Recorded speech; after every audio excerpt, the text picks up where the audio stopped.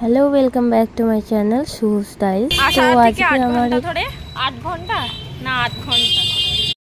आज আমার ব্লগটা হুট করেই আমরা তেমনভাবে কোনো ক্লিপ নেওয়া পসিবল হয়নি। আমি প্রিয়া স্নেহা যেমন রোজ বেরিয়ে থাকি, তো আমাদের হুট করেই প্ল্যান হলো যে বেরোবো, বেরিয়ে একটু আড্ডা মারবো। কিন্তু আড্ডা মারতে যাওয়া তো আমাদের হলোই না, উল্টে আইসক্রিম পার্লারে গিয়ে মিল্কশেক খেয়ে আমরা এরকম একটু ফাজলামি করে টাইম পাস করে আমরা যে যার বাড়ি ফিরে আসলাম। তো যদিও এটাই লাস্ট আউটিং ছিল, তারপর আর ওদের সাথে বেরোনো হয়নি আমার। আর ওদের মেবি কোনো কারণে আমার ওপর রাগ হয়েছে, আমারও মুড খুব একটা ঠিক ছিল না বলে আমি আর ওদের আলাদাভাবে ফোন করিনি।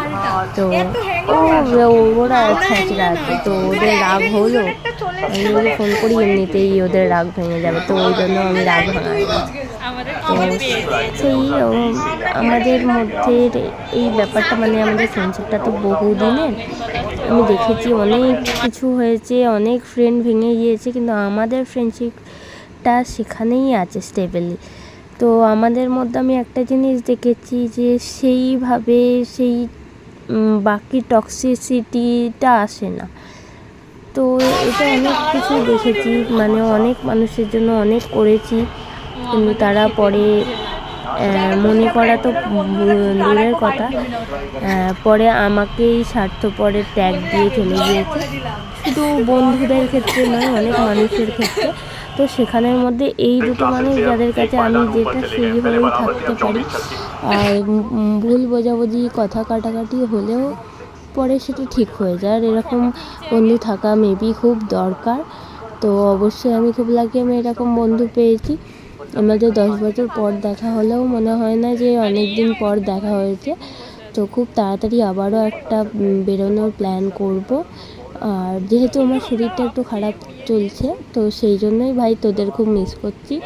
অবশ্যই তোরা আমার ব্লগ দেখবি, আমি জানি। যদি কোনো রাগ হয়ে থাকে, যাই হয়ে থাকে, জানি না কেন, কিছু তো তেমন করিনি আমি, কিন্তু তবুও চল একদিন বেরোনো হবে, এটাই বলার। আর হ্যাঁ, যেটা বলছিলাম যে যার চ্যানেল তার কোনো হুঁশ নেই, আমি ব্লগটা স্টার্ট করছি। স্টার্ট নয় আর কি, যে আমরা লাস্ট এসে ইন্ট্রো দিচ্ছি, আমরা হঠাৎ করে প্ল্যান হলো আমরা বেরিয়ে গেছি। তো আমরা এখন রাস্তা দিয়ে হেঁটে হেঁটে যাচ্ছি, দেখা যাক কত দূর যেতে পারি। এটা হচ্ছে উড়িয়ে দেবে রে, উড়িয়ে দেবে। আমাকে তো সবাই চেনো, আমাকে নিয়েই ওর যত ব্লগ, মানে আমাদেরকে নিয়ে। টাটা।